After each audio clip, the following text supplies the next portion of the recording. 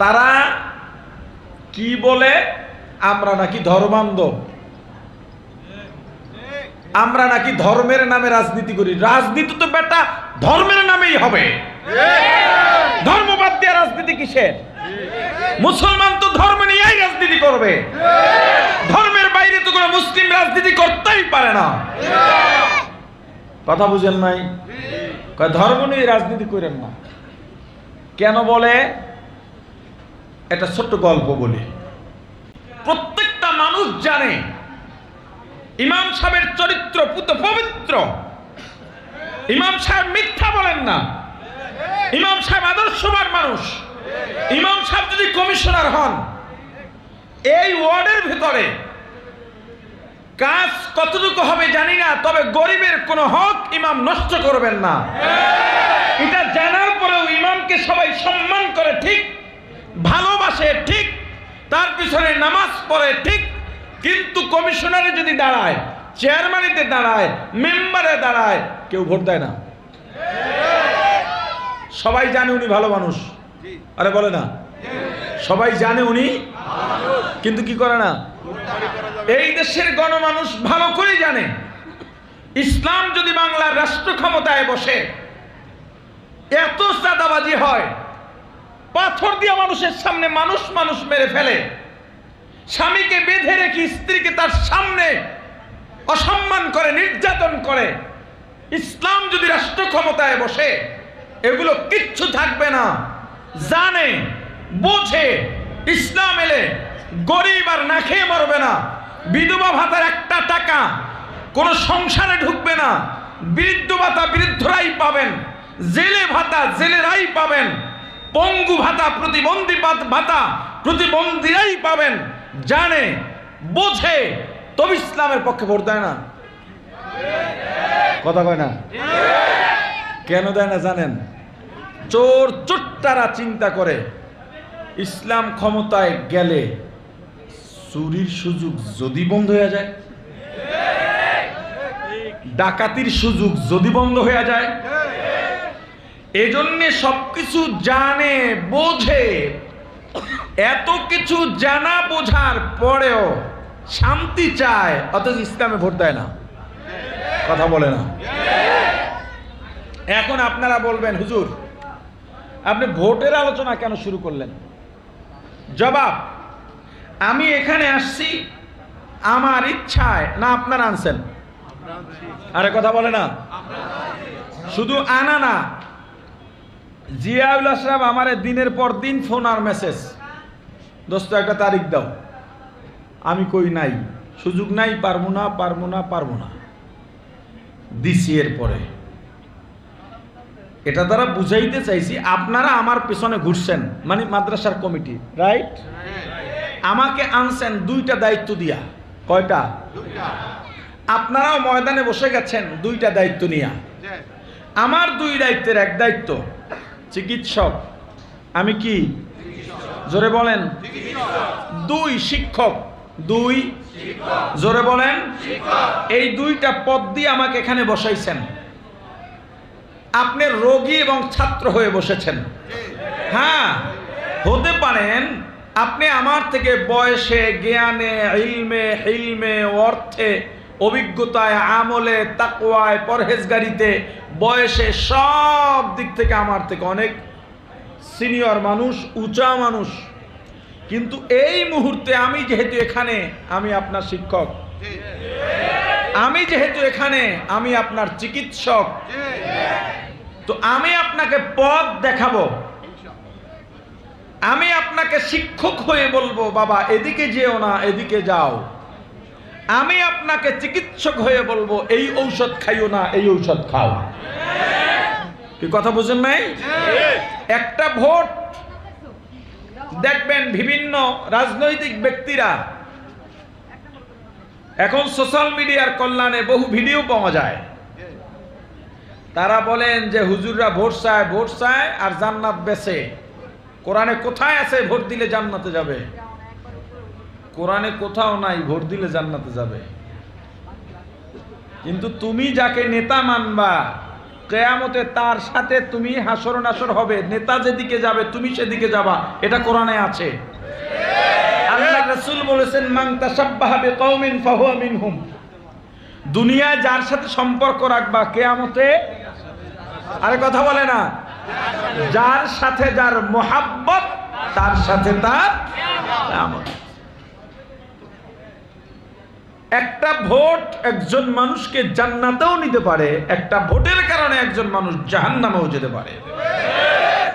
কিয়ামতের ময়দানে আপনি দেখবেন বিশাল হাজী সাহেব, হাজী অমুক, নামের শুরুতে আল হাজ না লেখলে শুদ্ধ হয় না। 10 টাকা দান করে কা হুজুর আমি এটা দান করছি, লেখেন আল হাজ অমুক, আছে না নাই? কিয়ামতের ময়দানে আল্লাহ হাজী সাহেবকে ডাক দিবেন, রায়ের বাগের হাজী এদিকে আয়। ফুরফুরা মেজাজে যাবে, কারণ ইবাদতের কোনো শেষ নাই। বলবে জাহান্নামে যাও। আল্লাহ জাহান্নামে যাবো অপরাধ? চাউল চুরি করে দেখছো পাহাড় বানাইছো, ডাল চুরি করে পাহাড় বানাইছো, চাঁদাবাজি করছো, খুন করছো, গুম করছো, মানুষের হক নষ্ট করছো, সরকারি জায়গা, দোকানের সামনের ফুটপাত গরিব মানুষকে দখল দিয়া প্রতি মাসে 3000 টাকা ভাড়া খাইছো। এমন অন্যায় রায়ের বাগে নাই।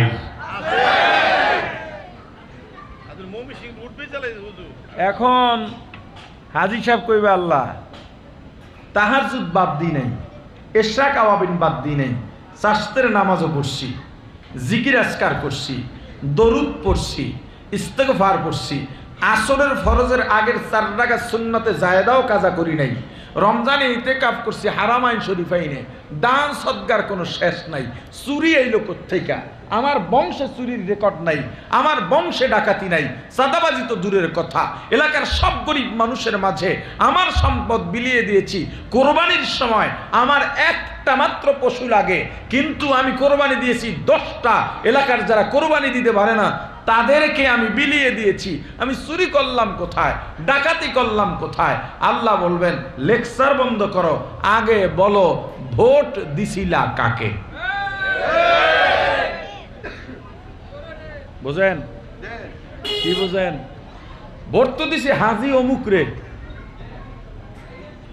কয় তোমার ভোট পাইয়া নির্বাচিত হইছে, তুমি ভোট না দিলে নির্বাচিত হইতে পারতো না। তোমার ভোট পাইয়া তুমি চুরি করো নাই, তোমার সমর্থনে ওই হাজী চুরি করছে, ওই হাজী ডাকাতি করছে, চাঁদাবাজি করছে, তার ভাগ তোমার আমল নামায়। একটা ভোট দেওয়ার কারণে কি হয়? আপনি ভোট দিয়া চান্দার ভাগ পাইলেন না, কিন্তু চান্দার ভাগে জাহান্নামে যাওয়া লাগবে। চুরির ভাগ পাইলেন না, কিন্তু ভাগ নিয়ে জাহান্নামে যাওয়া লাগবে। আরে কথা বলে না? আবার একটা ভোট দিয়া জান্নাতেও যাইতে পারেন। পয়গম্বর ইব্রাহিম নমরুদের আগুনের মধ্যে পড়েছে, পড়েছে না ফালাইছে? ফালাইছে। ফালাবার পরে ব্যাং আইসা প্রসাব করে দিছে। শুনছেন এই ঘটনা? ব্যাং প্রসাব করার পর নমরুদ হাসতেছে, তিরস্কার, তাচ্ছিল্য। এ ব্যাং, তোর প্রসাব আর কট্টু, তুই আগুনের পাওয়ার জানাস? 2-3 মাইল উপর থেকে পাখি উড়ে গেলে পাখা পুরা মরে যায়। পাখি। ব্যাং বলে আমি জানি আমার প্রসাবে আগুন নেভে না, আমি এটা ভালো করে জানি, কিন্তু আল্লাহ দেখুক আমি কার পক্ষে আছি। ইমাম সাহেব ভোট দিলে তো পাস করবে না, পাস না করলে তোর কি? তুমি মুসলমান, তোমার দায়িত্ব ইসলামের পক্ষে রায় দেওয়া। ইসলামের পক্ষে থাকলে কোনো ঠগ নাই। ইসলামের পক্ষে থেকে জেলে গেলেও লাভ, ইসলামের পক্ষে থেকে মার খাইলেও লাভ, রিমান্ডে গেলেও লাভ, গুলি খাইলেও লাভ, পানিতে চুবাইয়া মারলেও লাভ, আগুনে পোড়াইয়া মরলেও লাভ, না খাইয়া থাকলেও লাভ, নেতা হইলেও লাভ, কর্মী হইলেও লাভ, বাঁচলেও লাভ, মরলেও লাভ। ইসলামে থাকলেই লাভ, জিত আর জিত, কোনো ঠগ ইসলামে নাই। কিয়ামতের ময়দানে তোমার নেতার পিছে তুমি যাইবা, তোমার নেতা যে কেমন তা তো তুমি জানো। কথা কয় না? না আপনারা জানেন আপনার নেতা কেমন? জানেন? চান্দা উঠাইয়া তো আপনিই পাঠান, নেতারে চান্দা উঠাইয়া তো আপনিই পাঠান। আপনি জানেন না আপনার নেতা কেমন? তা আপনার নেতা কয় নাম্বার জান্নাতে যাইবে না জাহান্নামে যাইবে সেটাও আপনি ভালো করে জানেন। অতএব বুঝ জ্বালান কোন নেতার পিছে ঘোরেন। এ যুবক, আর কবে তোমার শিক্ষা হবে? দেখো না যারা 17 বছর নেতার পা চেটেছে, চান্দাবাজি করেছে, কত মানুষের সঙ্গে বেয়াদবি করেছে, মুরব্বীদের সঙ্গে বেয়াদবি করেছে। 5 তারিখের পর দেশের বাইরে গিয়া এয়ার কন্ডিশনে পায়ের উপরে পা ফলাইয়া আরামে বাংলাদেশের খবর দেখে টিভিতে। আর যেই নেতার জন্য তোমার জীবনটা শেষ করলা, তোমার তো পাসপোর্টই নাই যে নেতার সঙ্গে যাইবা। নেতা কেমনে কেমনে দেশের থেকে বের হইয়া গেল, তুমি খবরও পাইলা না। তোমার নেতা বিদেশে আরামে ঘুমায়, আর তুমি দেশে একবার জেলে যাও, 2 বার রিমান্ড হয়, আর বাকি সময় পালাইয়া বেড়াও। এদিকে তোমার বিবি বাচ্চারা রাস্তায় রাস্তায় অসহায়ের মতো ঘরে। আর কবে শিক্ষা পাইবা? এখন ইসলামের কথা বললে এমন ভাবে বাধা হইয়া তুমি দাঁড়াও। আমার কাছে মনে হয় এখন যদি রাসূল থাকতেন তোমরা রাসূলের বিরুদ্ধে দাঁড়ায় যাইতা। যেহেতু রাসূলের আদর্শ তুমি মানো না, তুমি মুসলমান। এতকাল কইছেন হুজুররা এক হইয়া আন, এতকাল কি কইছেন? কথা কয় না। এবার হুজুররা এক হইয়া আসছে, এখন কি করেন দেখা যাবে। রাষ্ট্র ক্ষমতা ইসলামকে নিতে হবে। সেই ফ্যাসিবাদের জগদ্দল নির্যাতনের জগদ্দল পাথর উপড়ে ফেলেছি আমরা। আমরা কথা বলতে শিখেছি, রক্ত দিতে শিখেছি। যুব সমাজ জেনজি এখন আর অন্যায় সহ্য করে বসে থাকবে না। আগামীর বাংলা ইসলামের বাংলা, আগামীর সংসদ ইসলামের সংসদ। হিসাব সোজা না বেহা? কথা কয় না, একদম সোজা। কোন মুসলমান যেই দলে খুন খারাপি ওই দল আমার না, যেই দলে চাঁদাবাজি ওই দল আমার না, যেই দলে ধোঁকাবাজি ওই দল আমার না। কথা ঠিক? আল্লাহ বলেছেন রাসূলের আদর্শ মানো। লাকাদ কানা লাকুম ফি রাসূলিল্লাহি উসওয়াতুন হাসানাহ। हम सिराते मुस्तफा दर तमामी हालेयुकुन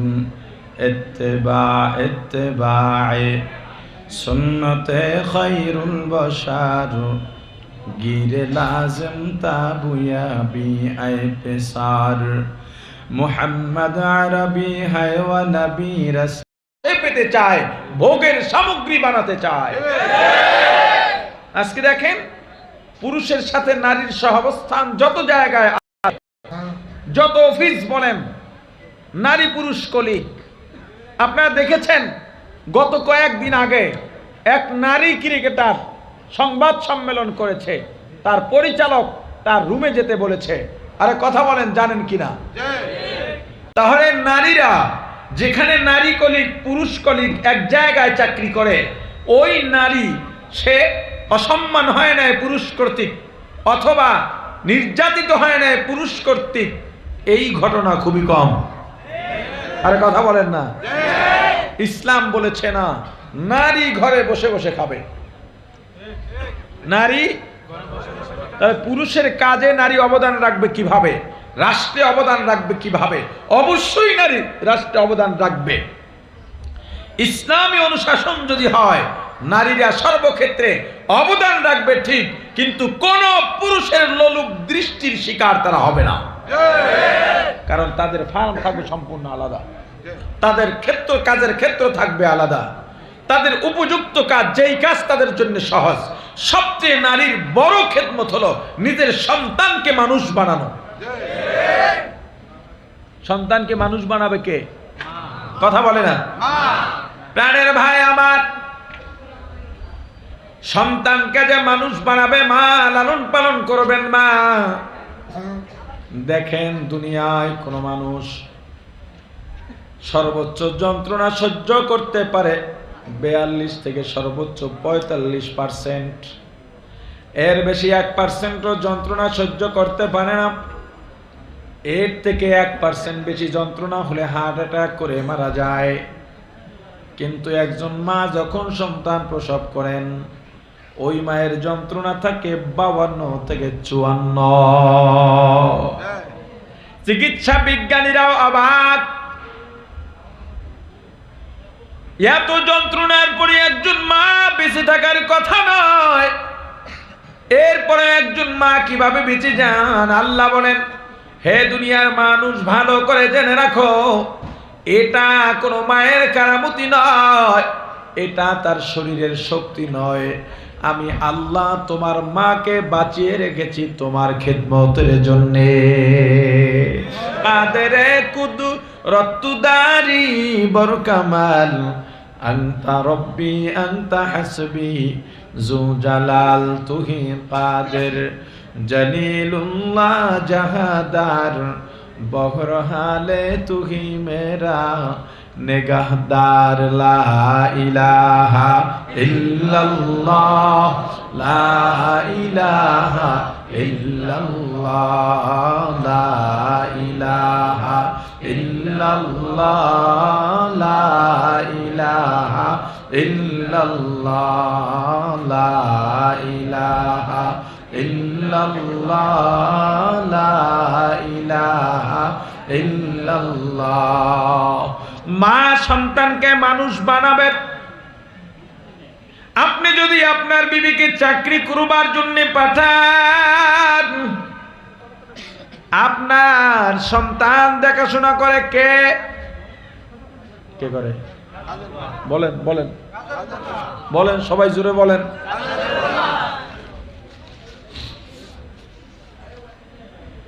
কাজের বুয়া তোমার সন্তান লালন পালন করলে তোমার সন্তান তো কাজের বুয়ারই মতো হবে। হিসাব সোজা। নেপোলিয়ন কি বলছে? কি করছে?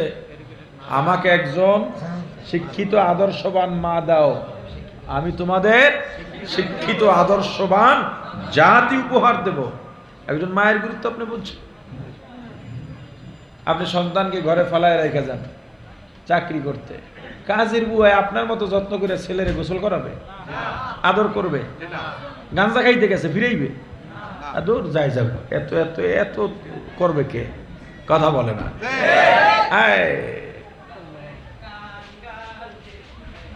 ও প্রাণীর ভাই, নারীদের সম্মান যেখানে যেভাবে দেওয়ার আমার আল্লাহ দিয়েছেন রাসূলের আগমনের মাধ্যমে। রাসূলের মাধ্যমে নারী যেই মর্যাদা পেয়েছে আর কেউ পায় নাই। আমার রাসূলের আদর্শ। কার আদর্শ? জোরে বলেন। এত মর্যাদা পাবার পরেও যেই নারীরা রাস্তায় নামে অধিকার আদায়ের জন্য, মর্যাদা পাওয়ার জন্য, মূলত তুমি মর্যাদার মসনদে ছিলা, সেখান থেকে নেমে কামলাগিরির মর্যাদা চাও।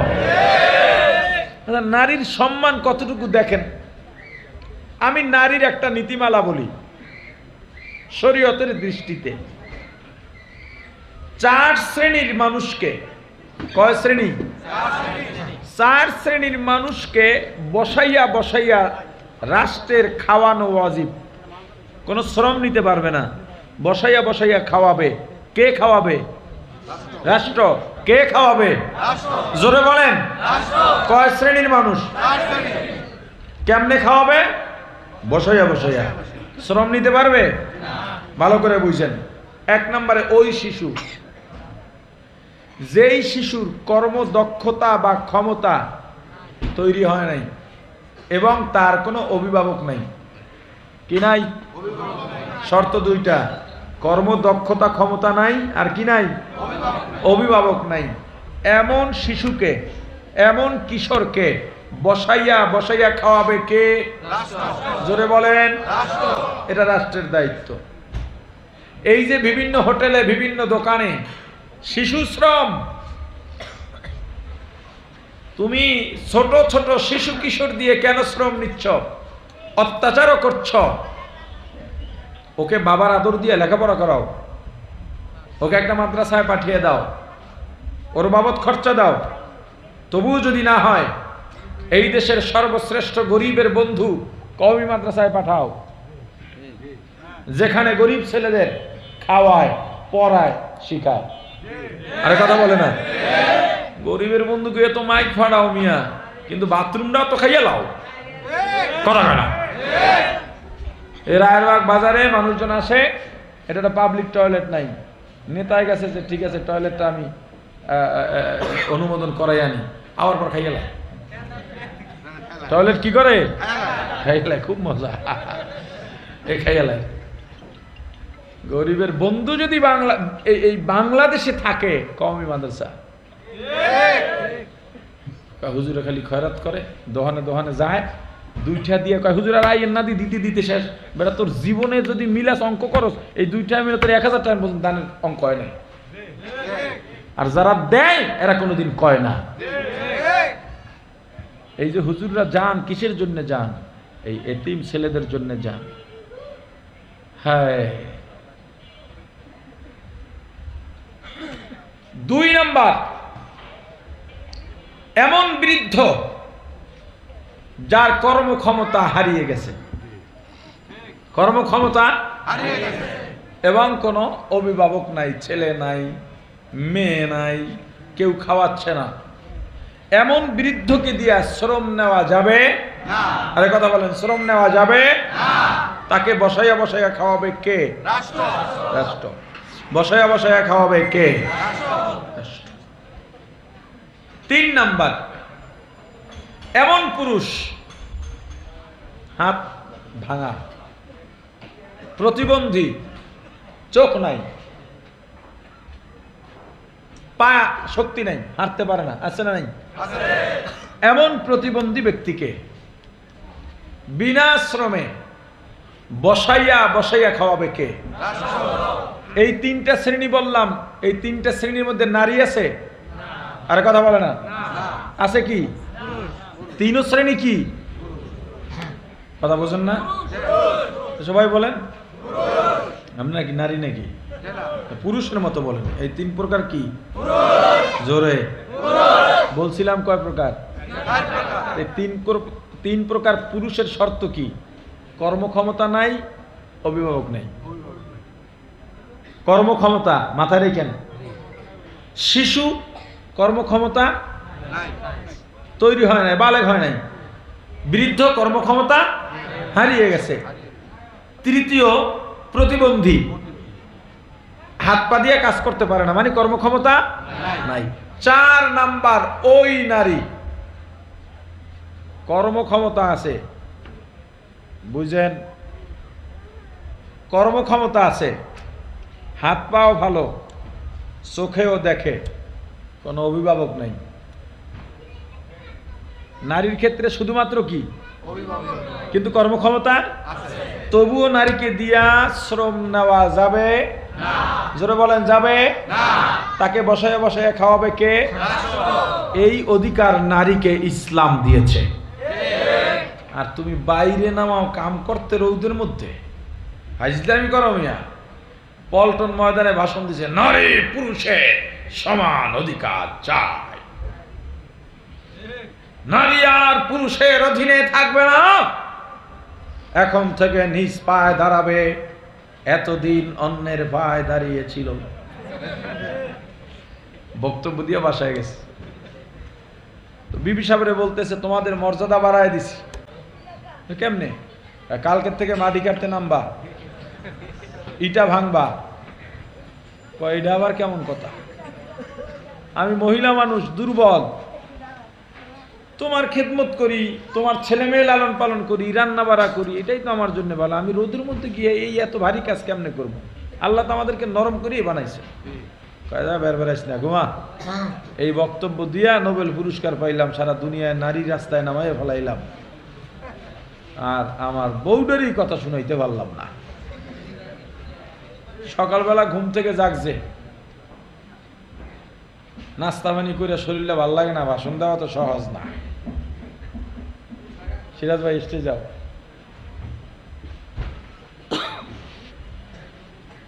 লাগতে চাইছিল বুঝছো?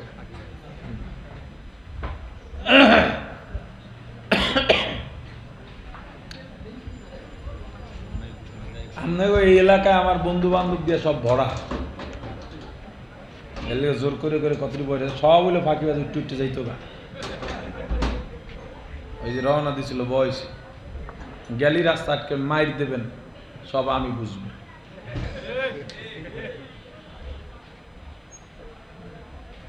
ডাক্তারের কাছে গেছে, ডাক্তার শরীরটা ভালো লাগে না, একটু চেক টেক করো। কয় খাওয়া দাওয়া হয়েছে? হয়েছে। কয় না তৈলে হবে না, কালকে খালি পেটে প্রসাব নিয়ে এসে রাস্তা মাপার চাকরি শুরু হইতে পারে। রাস্তা মাপা বুঝেন না? ফজরে তো ওঠে না, আল্লাহকে উঠবি না তো উঠানের ব্যবস্থা করি, ওঠে ঠিকই, এরপর নামাজ পড়ে না। পরদিন ফজরে ঘুম ভাঙছে, প্রসাব করে বোতল ভরে একটা ঘরের খুঁটির গোড়ায় রেখে দিয়েছে, পিলারের গোড়ায়। চিন্তা করছে একটু ঘুমাই, ক্লিনিক খুলতে তো সময় লাগবে। দেখবেন অনেক ঘরের গ্রামের মহিলারা ফজরের পরে উঠা ঘর ঝাড়ু দেয়। নেতার বউ তো কোনো কাহিনী টাহিনী জানে না, ও ঘর ঝাড়ু দিতে গিয়ে বোতল কাইতে পড়ে গেছে।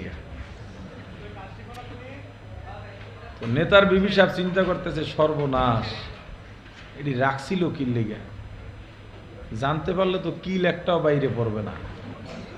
বাইরে যদিও নারী অধিকারের কথা বলে, ঘরে যে বউ কিলায় এটা তো আর মানুষে জানে না। তো এখন যাক কিল টিল দুই একটা খাইয়া না হয় বললাম, কিন্তু গোডাউন তো খালি। তো যাক প্রসাবেরই তো দরকার, ব্যবস্থা করে জায়গাটা জায়গায় রেখে দিছি। নেতার টাইম মতো উইটা বোতলটা হাতে নিয়ে পেটটা ঢুলাইতে ঢুলাইতে ডাক্তারের কাছে গেল। Doctor check up take up করে ওটা টেস্ট করে রিপোর্ট হাতে আসছে। রিপোর্টের দিকে তাকাইয়া ডাক্তারের চোখ এরকম বড় বড় হয়ে গেছে। একবার রিপোর্টের দিকে তাকায় আর একবার নেতা সাহেবের দিকে তাকায়। নেতা বলে ডাক্তার কি সমস্যা বেশি, টেনশন করো না, টাকার অভাব নাই। ডাক্তার কয় নেতা টাকা দিয়ে সব সমাধান হয় না, তাড়াতাড়ি আপনি এদিকে ওই নরম সোফায় বহেন। কম্পাউন্ডারে কয় ফ্যানটা সাইডে দে। নেতা কয় সমস্যা কি বড়? ডাক্তার কয় 9 মাস। কয় মাস? ভারী বোঝা নেওয়া যাবে না, সিঁড়ি পাওয়া যাবে না, পিচ্ছিল পথে হাঁটা যাবে না, বেশি বেশি টক খাবেন। সময় কিন্তু খুব কাছে, নড়াচড়া শুরু হয়ে গেছে। নেতা চিৎকার মাইরা দৌড় দিছে বাসায় যাওয়ার জন্য। রাস্তা দিয়া যায় না, ভাতাইলা ক্ষেতের মধ্যে দিয়া দৌড় দিছে। বিবি কেমনি কি কিছুই জানি না, ভয় লাগে বল, ইজ্জতের ব্যাপার হয়ে দাঁড়াইছে। বিবি ডাইকা কয় একটা 9 মাসই শেষ। কয় মানে কি? কয় আমার 3টা 9 মাস গেছে, তোমার একটা আরো 2টা বাকি আছে। ভয় দেখাও না বলো। বিবি ঘটনা খুলে বলে এগুলো কিছুই না, কিন্তু তুমি আমাকে বলো তোমার পেটে ব্যথা করে বলে না, তোমার মুখে ঘা হইছিনি বলে না, আমার এক একটা 9 মাস কেমন গেছে জানো? এক এক মুহূর্ত মনে হয়েছে এক একটা 9 মাস। সুখের 12 মাস তোমরা নিয়া, দুঃখের কষ্টের 9 মাস আমাদের ভাগে ফালাইয়া, সমান অধিকারের স্লোগান দেওয়ার চাইতে বড় প্রতারণা, ধোঁকাবাজি, বাটপারি আর না। এর স্বামী বলো ইসলাম যে নারীর অধিকার দিয়েছে, তোমরা সেই অধিকার দিতে পারবানি? বলে ইসলাম কি অধিকার দিয়েছে? তোমাদের জুমায় যেতে হয়, আমাদের জুমায় যাওয়া লাগে না। ঘরে বসে ওক্তিয়া নামাজ পড়লেই জুমার সওয়াব পেয়ে যাই। তোমরা যদি শহীদ হইতে চাও, তোমাদের যুদ্ধের ময়দানে গিয়া প্রতিপক্ষের আঘাতে ক্ষত বিক্ষত হয়ে রক্তাক্ত হয়ে মারা গেলে তবেই শহীদ হইবা। আমাদের যুদ্ধের ময়দানে যাওয়া লাগে না, আমরা ঘরে বসে সন্তান প্রসব করব, সন্তানকে দুধ পান করাবো, এক ফোঁটা ফোঁটায় ফোঁটায় আমরা শহীদের মর্যাদা পেয়ে যাই। তুমি 60, 70, 80 বছর তাহাজ্জুদ পড়বা, নফল নামাজ পড়বা, জিকির করবা, দরুদ পড়বা, ইস্তেগফার করবা, এতে যা সওয়াব পাইবা, আর আমি রাতে তুমি শোয়ার পর তোমার মাথায় একটু তৈল মালিশ কইরা দিলে তার চাইতে বেশি ফজিলত পাওয়া যায়। তো বলো এমন অধিকার দিতে পারবা? কয় না। তাহলে আজকের থেকে বক্তব্য পাল্টাও, স্লোগান পাল্টাও। নারীর অধিকার যদি দিয়ে থাকে একমাত্র ইসলাম দিয়েছে, আমার রাসূলের আদর্শ। আইয়ামে জাহিলিয়ার যুগে সাদা আর কালো, সুন্দর আর কালো, গোত্র বাই গোত্র দ্বন্দ্ব ছিল, বর্ণবাদ। সুন্দর মানুষেরা কালো মানুষকে মানুষই মনে করত না, তাদের সঙ্গে বিবাহ বন্ধনেও আবদ্ধ হতো না। আমার রাসূল দুনিয়াতে আসার পরে বললেন, না না, কোনো বর্ণবাদ থাকবে না, সাদা কালো থাকবে না, সবাই সমান। কথা বলে না? রং দিয়া মানুষ যাচাই করা যাবে না, অর্থ দিয়া মানুষের সম্মান কম বেশি এটা নির্ধারণ করা যাবে না, ক্ষমতা কার কম বেশি, বংশমর্যাদা কার কম বেশি, এটা দিয়া কার শিক্ষা কম বেশি, এগুলো দিয়ে মানুষের মর্যাদা নির্ধারণ করা যাবে না।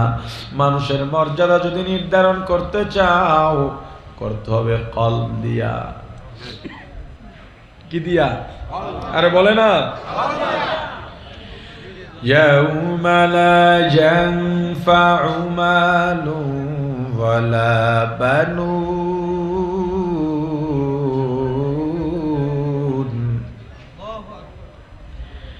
ইল্লা মান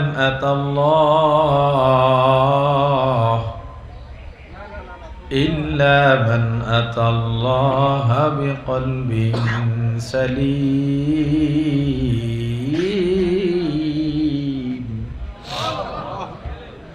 আল্লাহ বলেন কিয়ামতের ময়দানে লা ইয়ানফা, কোনো উপকারে আসবে না, মালুন, মাল দৌলত, ধন সম্পদ, প্রভাব প্রতিপত্তি, কোনো লাভ নাই, ওয়ালা বানুন, সন্তান সন্ততি, নেতা নেত্রী, ক্ষমতা, কিয়ামতের ময়দানে এগুলোর কোনো দাম নাই, কোনো উপকারে আসবে না। আল্লাহ বলেন ইল্লা মান আতাল্লাহ, যারা আমি আল্লাহর কাছে আসবে, কি নিয়া, বিকলবিন সালিম, একটা পরিচ্ছন্ন শুদ্ধ কলব নিয়া। সুন্দরে কোনো লাভ নাই, সুন্দরে যদি কোনো ফায়দা হতো, সুন্দর দিয়া যদি মানুষকে যাচাই করা হতো, আবু জাহেলের চেহারা দেখতে প্রায় আমার রাসূলের মতো ছিল, অনেক সুন্দর ছিল, জান্নাতে যাবে? কথা বলে না? অথচ একজন হাফসি গোলাম, মানুষ যত কালো হোক না কেন হাতে তালু সাদা থাকে, আর হযরত বেলাল এমন কালো, এমন কালো, হাতের তালু পর্যন্ত কালো ছিল। আমার রাসূল মেরাজ থেকে আসার পরে বলে, আরশের পায়ার মধ্যে আমি বেলালের হাঁটার আওয়াজ পাইছি। আল মুয়াদ্দিনুন আতওয়ালুন নাসি আনাকান ইয়াউমাল কিয়ামাহ,